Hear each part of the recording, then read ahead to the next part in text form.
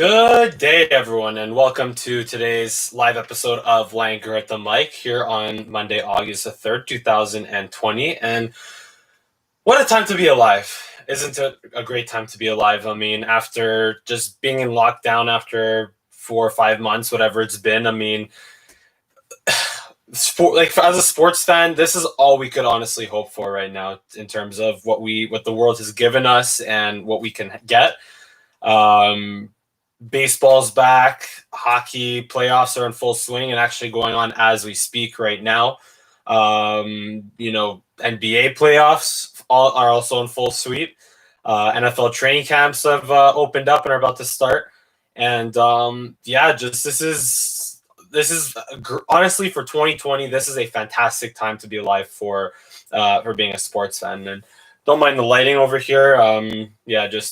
I thought I'd film this episode with the blinds open, but maybe next time I'll do the blinds shut. But anyway, we digress. Couple of interesting storylines. As we know, the Montreal Canadiens won a hockey game this weekend against the Pittsburgh Penguins, much to many people's surprise. The Toronto Maple Leafs lost this weekend, and they didn't score a goal. So that means Jesperi Kotkaniemi, Nick Suzuki, and Jeff Petrie all have one goal more than Austin Matthews and John Tavares in these playoffs so far, which is interesting.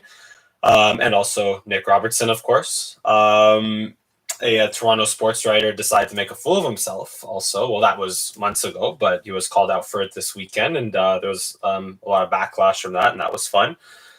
What else? The Carolina Hurricanes are taking care of the New York Rangers. I believe they've gone up 2-0 in their series so far. We got some live action going on right now as well. We got Washington losing to Tampa 1-0 as a round robin qualifier in the NHL qualifier series, or the round robin for the East.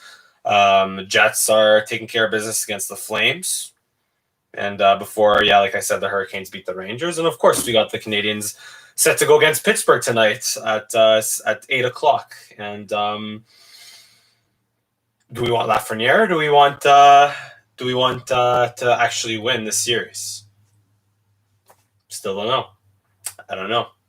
Very emotionally difficult to decide. But anyway, in this video today, I'd like to talk about the top 25 players on the Dallas Cowboys, because Madden recently released their own list of the overall ratings of, or their top 25 in terms of overall ratings of Dallas Cowboys players.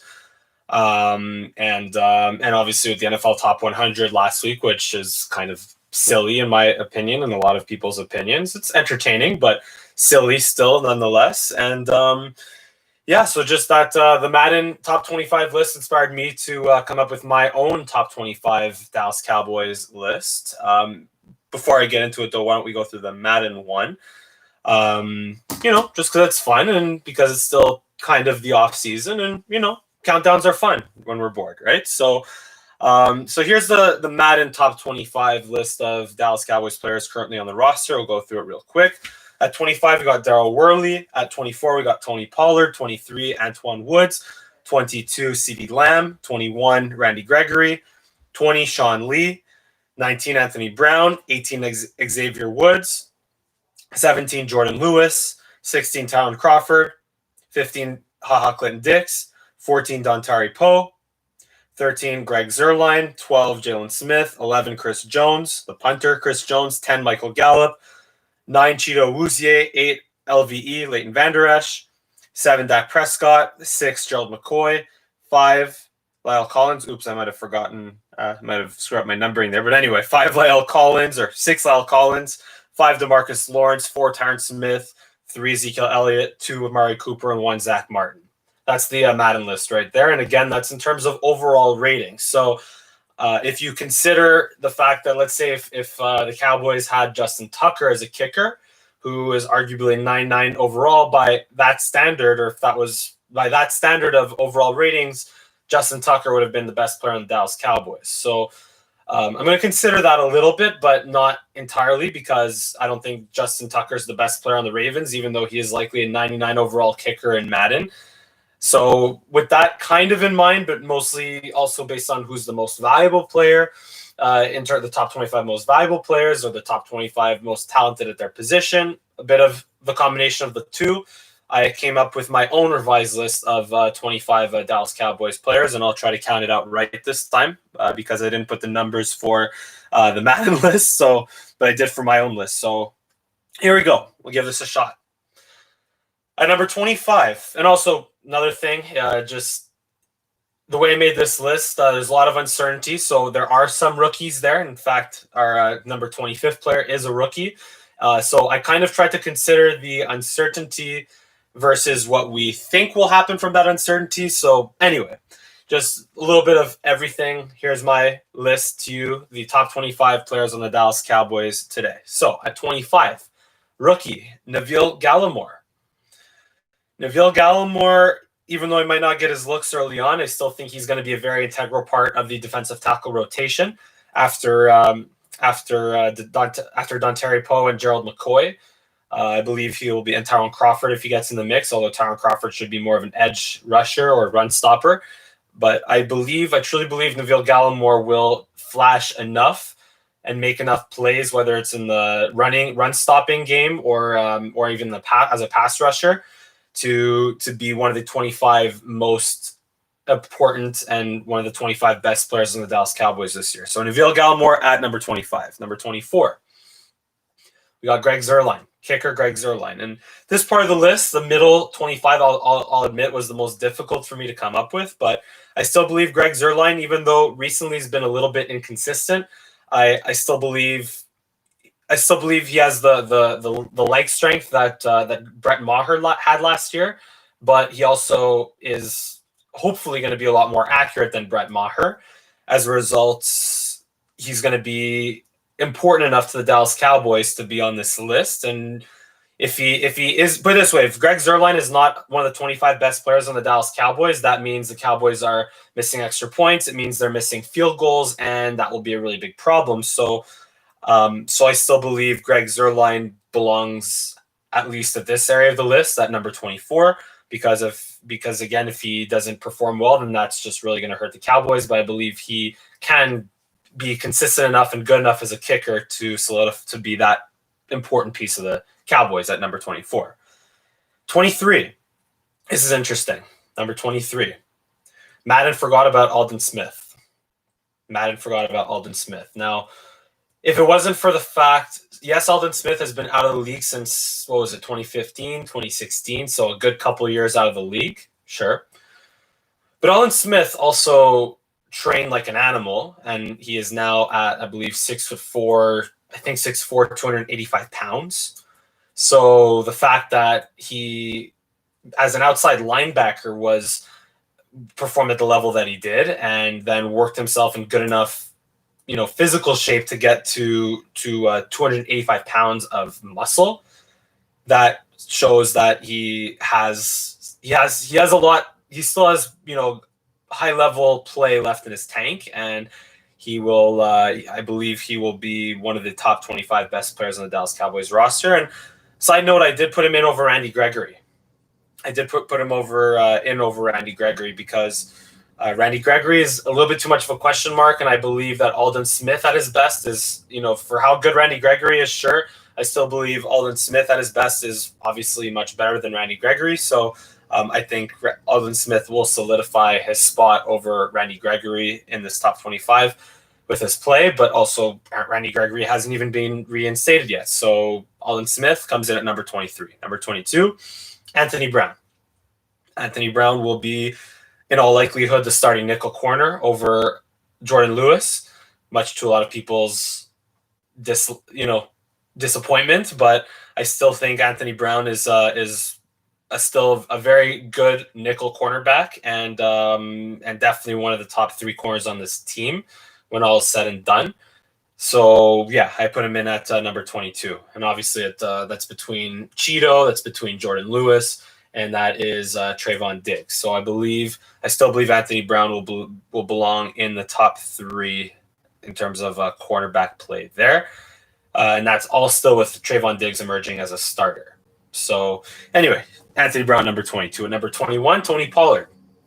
21, we have Tony Pollard. A lot of people, don't realize that Tony Pollard, Tony Pollard just was, in the limited carries that he had last year, was very, very effective. I believe he averaged close to, if not more than 5 yards a carry. I do know that he broke as many long runs as Zeke did at 4, which isn't a lot, obviously, but in, I think, under 100 carries, Tony Pollard, of having 4 of those carries be over 20 yards is pretty good. So if you double that sample size, which it should be, that's about 8.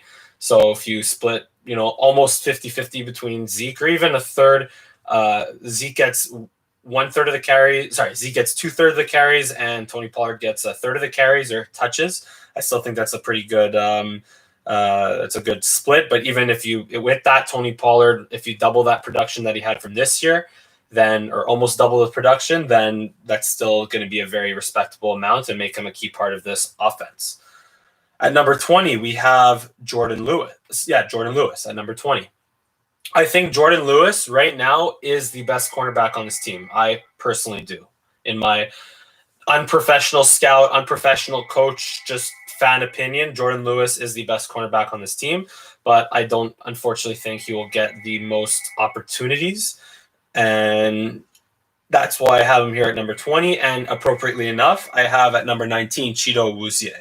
Just because I think Chido's the more conservative option at starting corner, definitely in the eyes of the coaching staff, because, again, the coaching staff has a certain idea for measurables, right? So they want their corners being at least 6 feet and, over 200 pounds.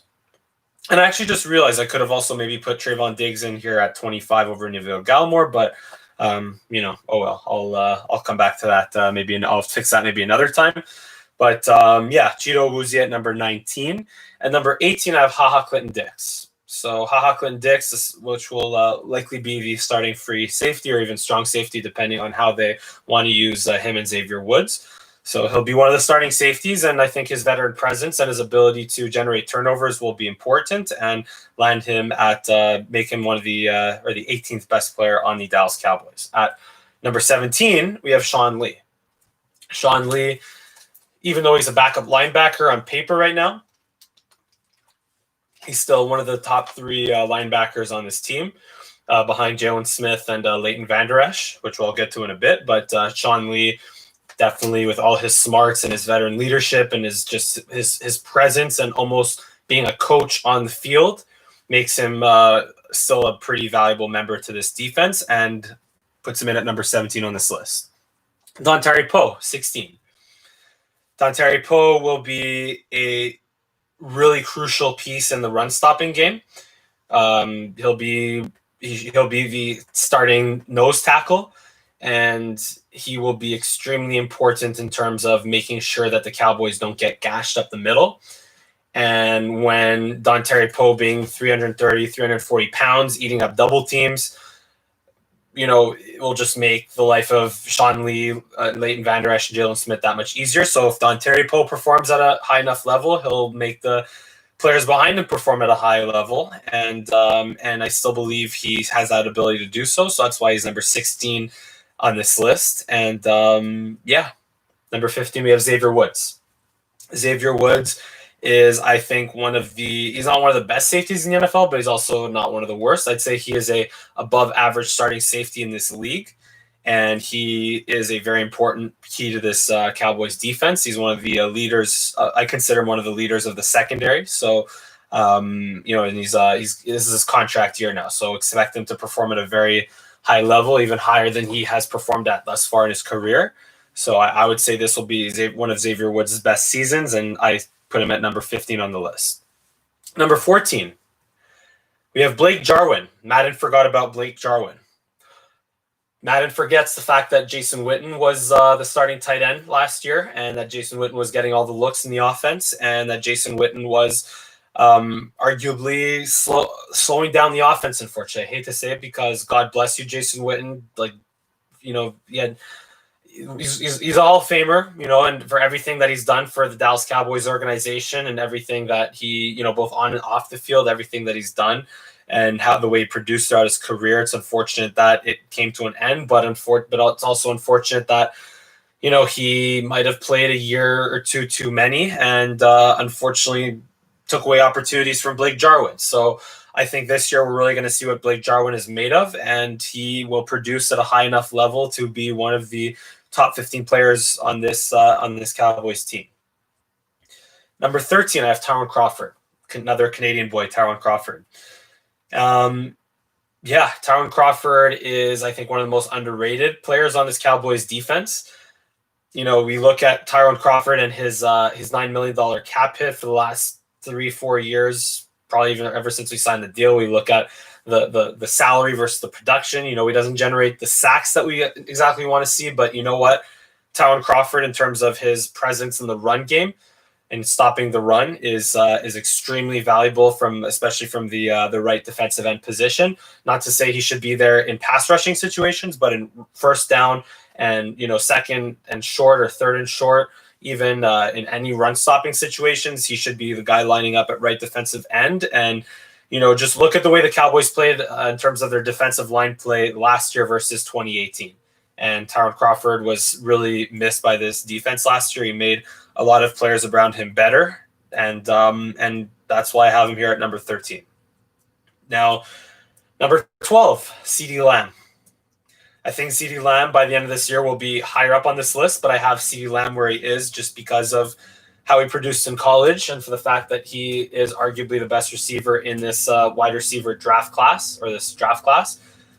You could make the case that maybe Jerry Jeudy is definitely can be better, but also, it's a toss-up between him and Jerry Jeudy, honestly. But you could still make the case that either him or Jerry Jeudy is the best receiver in this draft class, and it will show this year because, with Mike McCarthy taking over the offense and instilling his principles with Kellen Moore, I believe, it's going to be a three-headed monster of him, Gallup, and Amari Cooper, which obviously I'll get to. They're a little bit higher up on the list, but I think CeeDee Lamb I have him here at number 12 for now, but definitely has room to move up on this list. Number 11, we have Jalen Smith. Now, Jalen Smith did unfortunately drop in his play a little bit last year compared to the year before. Like I said, I think it's largely due to the defensive line play. Not taking on as many blocks as effectively and having him get washed out of the play a little too often, and then also he got exposed in coverage a lot. So I still think Jalen Smith, the way he's going to get used in this hybrid defense as both a run stopper and a pass rusher, that's what he excels at. And I like to think that this defense will put him in situations like that to excel. So if it's third down, if it's the nickel defense on the field, then Jalen Smith will either rush the passer or it'll be third and short and he'll be in to stop the run. But all this to say, I believe this coaching staff on defense between defensive coordinator Mike Nolan, and even maybe Jim Tomsula might have his opinions in there as well. I do believe that he'll be put in much better places to succeed, and that's in stopping the run and rushing the passer. And I believe that will make him a lot more productive this year. And as a result, the 11th best player on the roster. And at number 10, we have Gerald McCoy. Gerald McCoy, number 10, the defensive tackle coming from the Tampa Bay Buccaneers, unrestricted free agent signing. Look, he's been a multiple-time All-Pro, multiple-time Pro Bowler since he was drafted in 2010, just behind Ndamukong Suh. And look, is he the same player that he was when he was drafted, or in his prime? Probably not. But look, if he performs at a high level, along with the other guys in the defensive line, he'll be one of the best players on this team, and he'll be one of the best or most important players on this defense. So, Gerald McCoy at number 10. Number 9, Leighton Vander Esch. Number 9, Leighton Vander Esch, because, again, like a lot of players on this defense, and a lot of those that I've mentioned, and still that I have some that I've yet to mention, Leighton Vander Esch was injured last year and didn't perform as well as he did in 2018. I mean, look, he was an All-Pro in 2018 as a rookie, so that just shows, he had to be an All-Pro last year to play at that same to be considered having played at the same level that he did in 2018. But all this to say that that Leighton Vander Esch, if he's healthy, can definitely get back up to that level and maybe even more, maybe even at a higher level. I definitely see Leighton Van Der Esch taking a big step in his play this year, and look for him to wear the green dot in his helmet and have a C on his jersey. He's one of the defensive captains and calling the defensive plays for how good he is at tackling and for how smart he is as a defender and for the amount of space that he occupies at 6'5" and 240, 250 pounds, whatever he is. Like he's, I think he could get maybe not to the level he was in 28. I mean, he can, but he can definitely be good enough to be one of the top 10 most important players easily on this Dallas Cowboys team, maybe even top 5, maybe, if he plays at that high of a level. But anyway, for now, he's at number 9. And it's interesting because now number 8, we have Michael Gallup. If we remember, Leighton Van Der Esch was chosen as in the first round. Michael Gallup was taken in the third round. But now I have Michael Gallup ahead of Leighton Van Der Esch because, look, he was a 1,000-yard receiver last year. He just made some amazing plays last year. He was just physical after the catch, physical in terms of high pointing the ball. I feel like Michael Gallup, interestingly enough, is one of those receivers that's almost better at catches in traffic than catches without any coverage around him. So just because of the amount of catches that he made, like just falling on his back and balls that went up in the air and all that, I feel like Michael Gallup is he could even take his play to the next level this year. Why not? Because with him and Amari Cooper and now CeeDee Lamb and Blake Jarwin and Ezekiel Elliott, it's pick your poison. And when the opposing defense picks Michael Gallup to be their poison, well, Michael Gallup will torch him. So he comes in at number 8 on this list. Number 7, La'el Collins. La'el Collins, one of the most underrated offensive tackles in the NFL, comes in at number 7. I'm glad that Madden at least gave him some respect this year finally, but plain and simple, La'el Collins performed at a Pro Bowl level last year. I mean, if you consider the fact that he's been a little inconsistent early on in the beginning of his career as the Cowboys are figuring out whether he's a left guard or right tackle, and obviously I think he's left-handed, so as a left-handed right tackle, I mean, I don't know. I'll be honest, I don't know enough about the details of the offensive tackle position to comment on that as much, but I know it plays a bit of a factor. But he had to adjust, is what I'm saying. He had to adjust to playing right tackle, and once he did, he just got better and better and better, and quietly played at a Pro Bowl level last year. And if he goes down with an injury, and that's another thing, he played through injury, but if he has to miss time, then we'll notice it. We'll definitely notice it because he's one of the best players on the offense. He's arguably the second or third best player on the offensive line.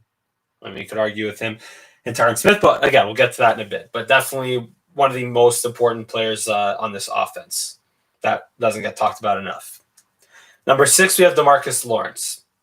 Now, yes, DeMarcus Lawrence, again, broken record. Like a lot of other players on this defense, took a step back last year. But look, even though he had 5.5 sacks, was it last year, I think, compared to the 8 or 9 or 7 or whatever it was the year before in 2018, he's still, he's still a force in the running game. He's still a force at stopping the run, and he's out there pretty much on every single snap, except for when he, does when the defensive staff doesn't want to run him completely into the ground, and when he comes off the field, just literally take a breather.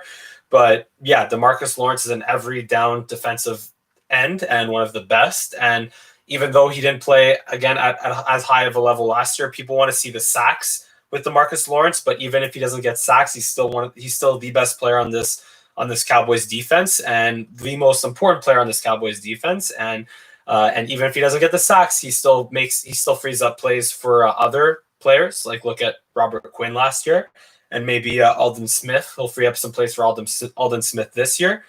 Maybe even Randy Gregory if he comes back. Maybe Bradley and I if he gets some time in the rotation. But I'll also say DeMarcus Lawrence, whether the sacks are there or not, he's still one of the best player on this defense and the most important player on this defense. And I believe he's the 6th best player on this team.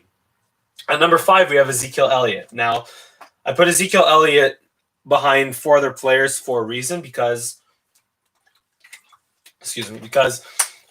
again, I believe even though he has all the yardage in the world, all the yards in the world, He's a great short yardage back. He's great at running the ball in the end zone. He's great. He's a great running back. He's one of the best running backs in the league, absolutely. But just last year wasn't good enough. Wasn't good enough for Ezekiel Elliott, because having been a 4th overall pick and having held out to get one of the richest contracts in as a running back, one of the richest contracts in the NFL, in a league where running backs aren't as valued, we have high expectations for Ezekiel Elliott. We have to have high expectations for Ezekiel Elliott, and I'm sorry, but if he's gonna want more respect than he has, well, it's play better. Don't ask for respect, earn the respect, because so far he's gotten all the respect that he can possibly get, being a 4th overall pick and being one of the highest paid backs in the league, and getting all and yeah, the yardage is great, but we need efficiency from Ezekiel Elliott. And part of it, granted, is Scott Linehan before last year and Jason Garrett and all that, and running him into 12 into friggin' 10 and 11 man or 8-man boxes, right? 8-man boxes, right? Confused between hockey and football for a sec, but yeah, just poor decisions running the ball led to him running the ball inefficiency. Poor decisions by the coaching staff, so we can give him that. But he still needs to be better. He still needs to break more tackles. He still needs to take a couple of runs to the house. He only had 4 runs over 20 yards in, I believe, north of 300 carries last year, when guys like Derrick Henry or Nick Chubb and who else? Dalvin Cook and Christian McCaffrey had like north of 7, or had like 8 or 10 or 9 runs over 20 plus yards. So we need more out of Ezekiel Elliott. And that's why I have him behind Dak Prescott, number 4. Dak Prescott, number 4, because I believe Dak has shown progress each and every year, has gotten better, and I believe he still will get better, and he will get even better under Mike McCarthy and this coaching staff. And and last year he played, he had a career year last year. We all know that, right? And I believe the games that he did struggle in were, again, a lot due to coaching, and partly himself. He could have been better in the games that he wasn't really good in. But then also that Philly game in week 16 against the Eagles. Keep in mind, his throwing shoulder was injured in the week before, and he was still not fully healthy, but he still played through it. And I would say that's largely the reason why he underperformed in that game against the Eagles. But still, all that aside, Dak Prescott is the 4th best player on this team. Number 3, Amari Cooper, wide receiver. I do think Amari Cooper is just, if he produces at even close to the level on the road that he did at home last year, he's a top 5 wide receiver in the NFL. Obviously, Michael Thomas, DeAndre Hopkins, Julio Jones, all better than Amari Cooper, no doubt. But Amari Cooper, I would say, is the best route runner in the NFL. I think we are well aware of that. He's one of the best route runners in the NFL, and obviously, look, he's the first option in the passing game on offense, right? So he's the third. I believe he is the 3rd best player on this Dallas Cowboys squad. You could argue Dak is maybe even better than him, but for now, I have Amari Cooper at number 3. And number 2, Tyron Smith. Tyron Smith, again, passing his prime little by little. Good to miss, unfortunately, a game or 2 with his bad back and with the knees and the injuries, but he's still tough as nails, and he still plays through whatever he has to play through, pretty much, and he is still, I would say, a top 3 best offensive tackle in the NFL. I think the only guy I could really think of that is better is probably Teron Armstead on the Saints. But there aren't many offensive tackles that are as consistently reliable and productive as Tyron Smith is on this Dallas Cowboys offensive line. As a result, Tyron Smith, and again, if Tyron Smith goes down for a long period of time, the Cowboys are pretty much screwed at offensive tackle, and they're really going to have to make adjustments because, drop off between him and Cam Irving or Brandon Knight worries me. So Tyron Smith, 2nd best player on the team. And number 1, the GOAT, Zach Martin. Zach Martin, right guard, number 1. Because Zach Martin is the best offensive guard in the NFL. When you're an all-pro as a rookie in 2014 and pretty much an all-pro almost every year that you've been in the league as an offensive guard, right? Like he's the best player on this team. He's a leader. He plays through injury. He's tough. I remember back in the Senior Bowl in 2014 going up against Aaron Donald. He was the only player that gave Aaron Donald a hard time. And Aaron Donald is also an all-pro at his position, all these years later. So Zach Martin, best player on the Dallas Cowboys, and he would be a 90. If you really want to go in Madden terms, he would be a 95 at least overall, 95, maybe even 97 overall. If you want to talk about the overall ratings, maybe even a 98 or 99. He's definitely at least 95 overall. So, yeah, so that's my top 25 revised Madden list of my top 25 Dallas Cowboys players on the roster so far this year. Thank you for watching. And if you liked what you saw, then subscribe to my channel and tap the notification bell so you know when my next video comes out. I also will look forward to watching Habs versus Penguins tonight. I will maybe make a pregame show, but I'll definitely make a postgame show. And also stay tuned for tomorrow. We have we're going on the air live with Ryan Silver and